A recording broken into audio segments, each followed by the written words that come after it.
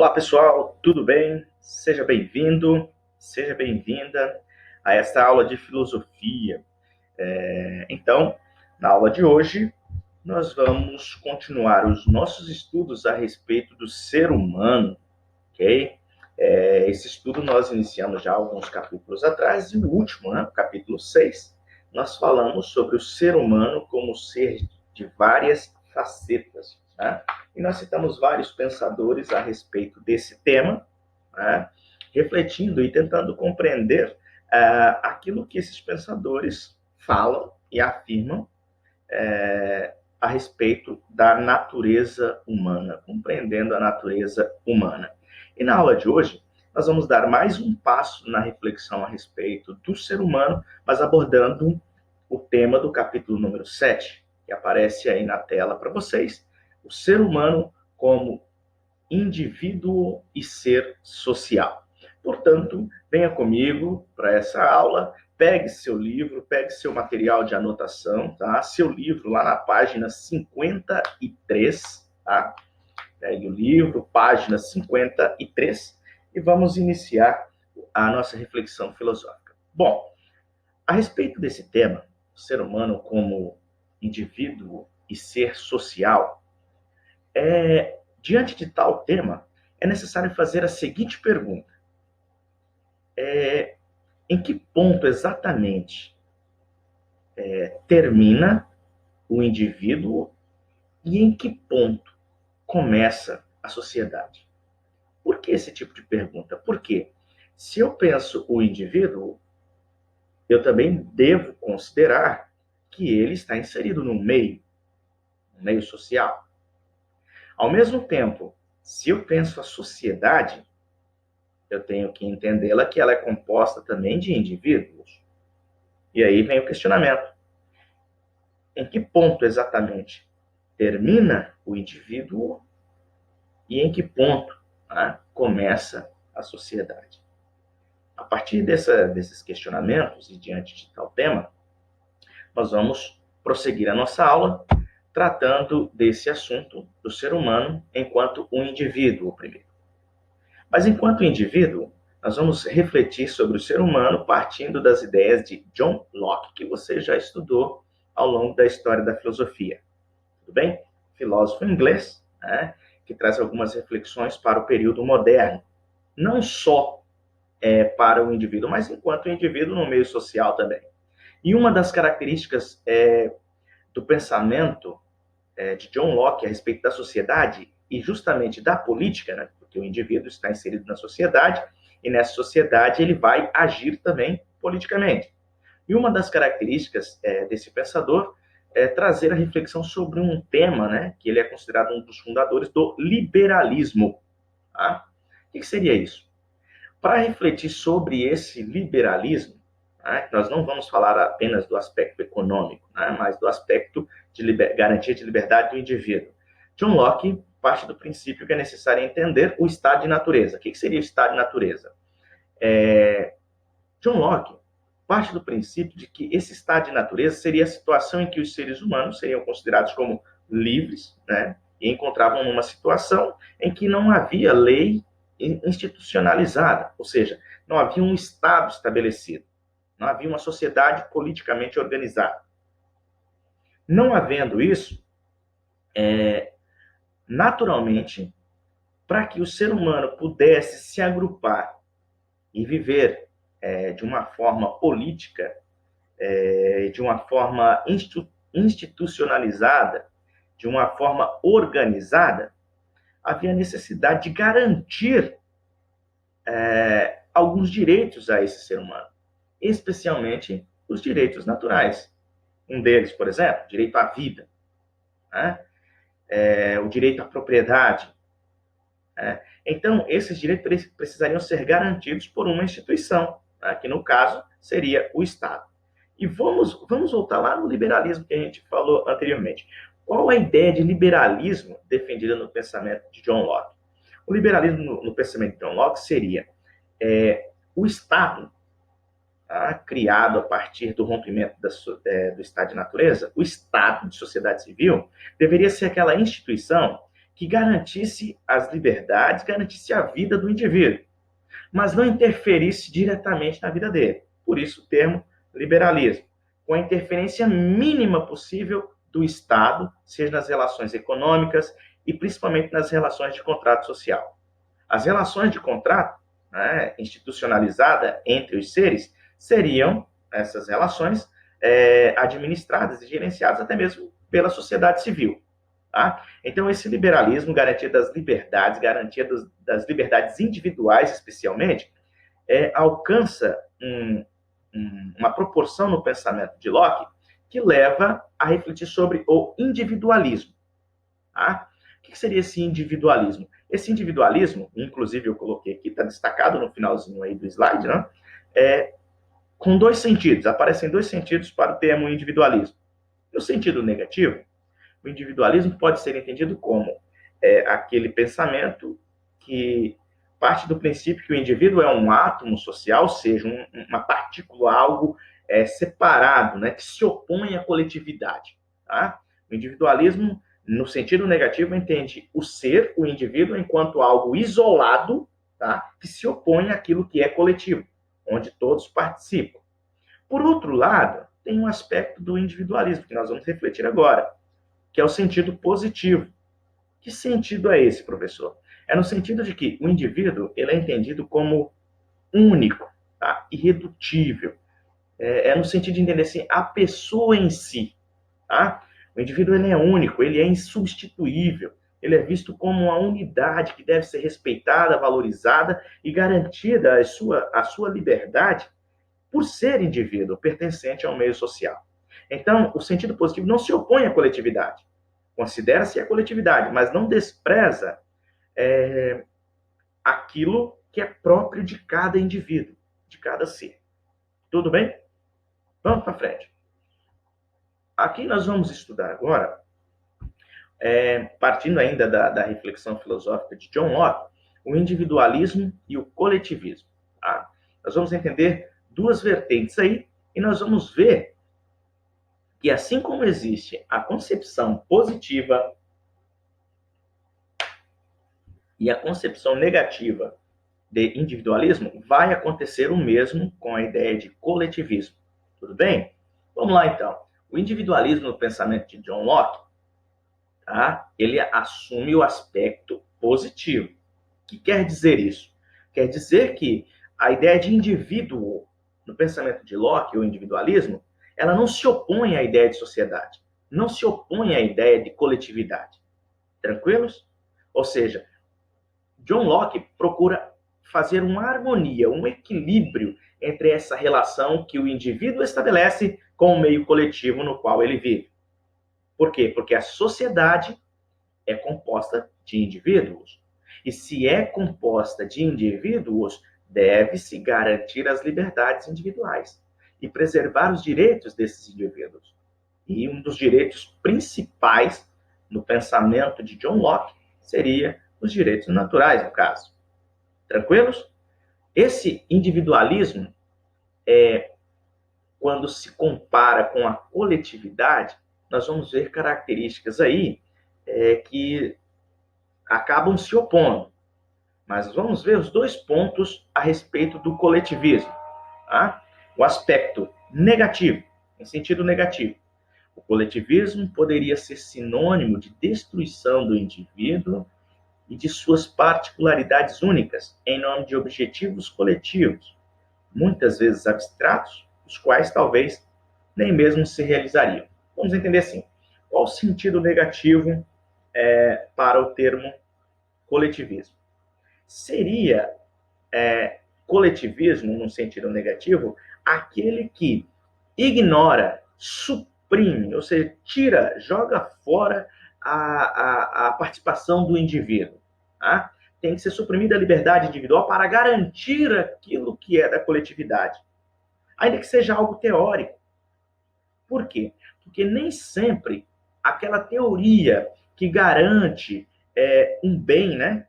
Teoricamente garantiria um bem para a coletividade, nem sempre isso se concretiza e nem sempre é correto sacrificar as liberdades individuais para garantir aquilo que seria da coletividade, sem certeza de que realmente aquilo daria certo ou seria bom. Às vezes, alguns interesses individuais são camuflados, tá? São camuflados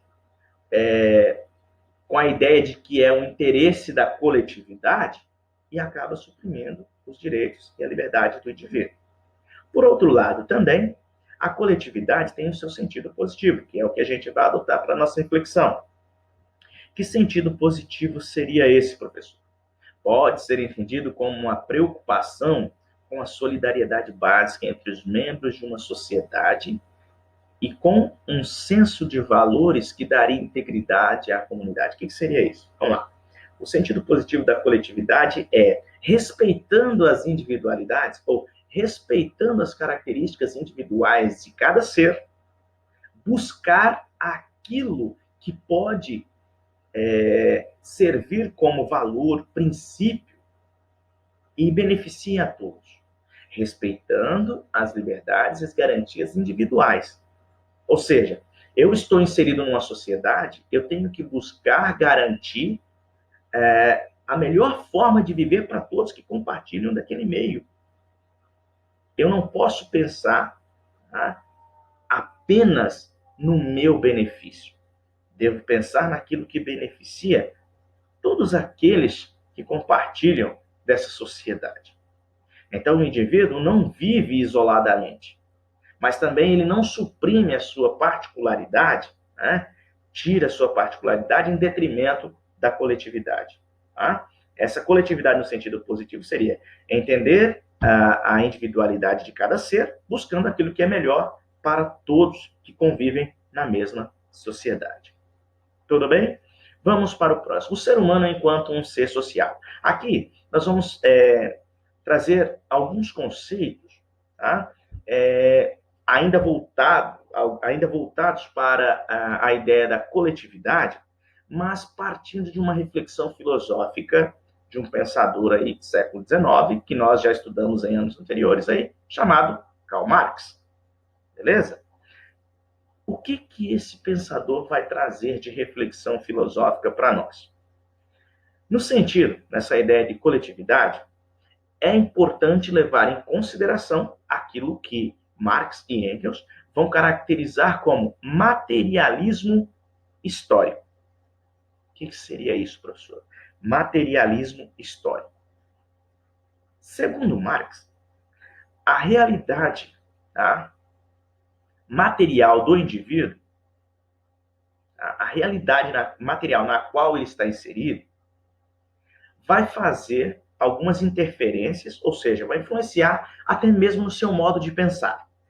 Resumindo, eu não posso pensar o indivíduo, segundo o materialismo histórico, sem levar em consideração a sua realidade histórico-material. Eu tenho que pensar um indivíduo inserido num meio e, a partir disso, eu vou compreender o porquê que ele pensa daquele modo, o porquê que ele age daquele modo. Então, o materialismo histórico seria o termo que vai dar nome aí à doutrina segundo a qual a estrutura econômica da sociedade de uma época irá determinar a superestrutura ideológica. Ou seja, os indivíduos que, de acordo com a sua realidade material, vão estruturar o seu modo de pensar, o seu modo de agir, o seu modo de comportar. Ou seja, quando eu analiso o ser, o indivíduo, eu devo levar em consideração a sua condição histórico-material, segundo o pensamento de Karl Marx, diante do materialismo histórico.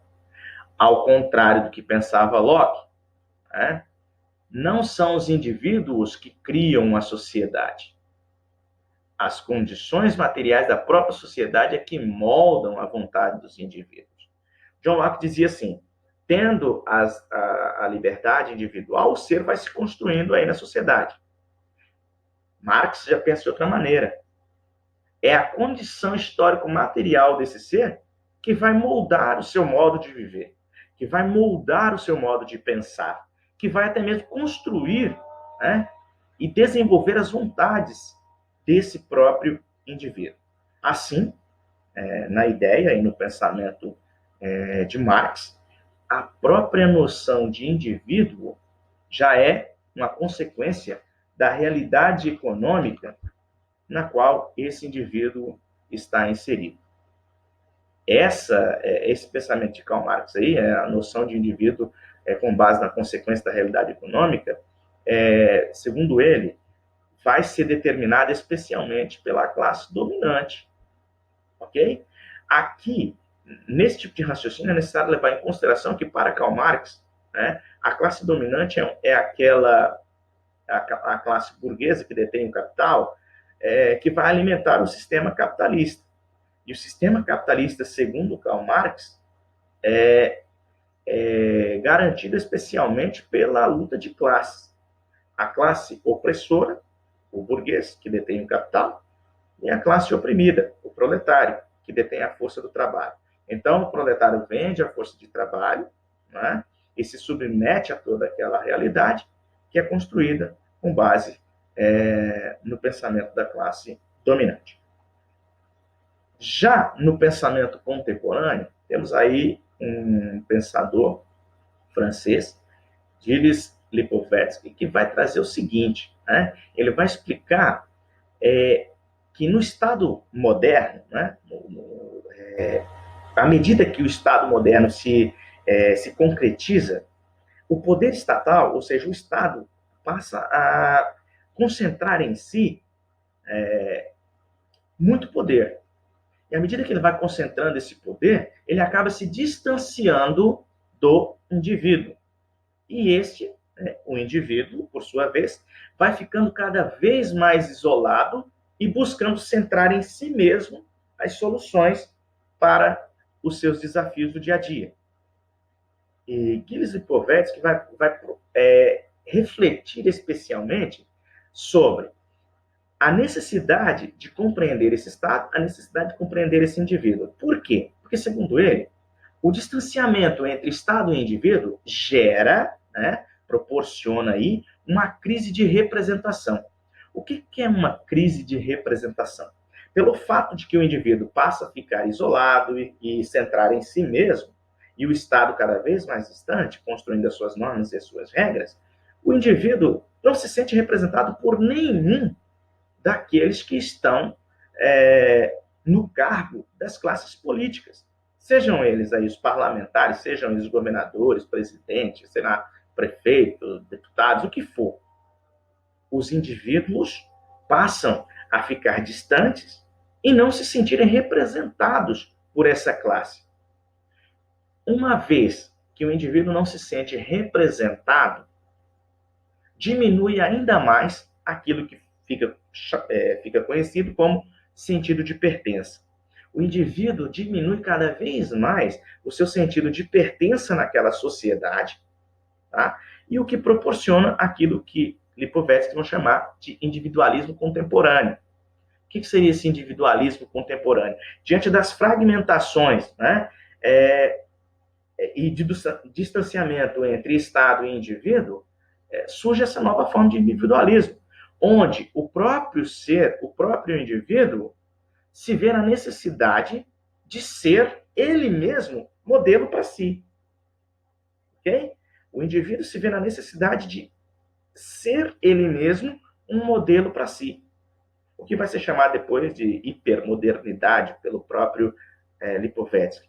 Por quê? Porque ele sendo um modelo para si, ele precisa se mostrar. Como ele é um modelo para si mesmo, naturalmente ele tem que ser bom, porque ele é um modelo. Então ele precisa se mostrar. Daí a gente tem uma série de mecanismos que nos proporcionam isso, as redes sociais, canais, na internet, coisas parecidas, onde o indivíduo se mostra enquanto ser, e aí ocorre uma coisa que ele vai chamar de uma superexposição, onde o indivíduo acaba confundindo o seu espaço, a sua esfera individual, a sua intimidade, o seu lado pessoal, com a esfera pública, no caso, né, de exposição. Então, essa é a concepção das ideias de Lipovetsky a respeito desse indivíduo contemporâneo, ou individualismo contemporâneo. Tudo bem? Jovens, é o seguinte, eu gostaria que vocês, depois da aula, como todo combinado que a gente faz de todas as aulas, né? Já temos esse acordo desde o início do ano, tá? Pegue seu livro no final do capítulo 7, aí que nós acabamos de estudar, façam os exercícios da página 58 e página 59. Tudo bem? Um forte abraço, bons estudos e até a próxima. Tchau!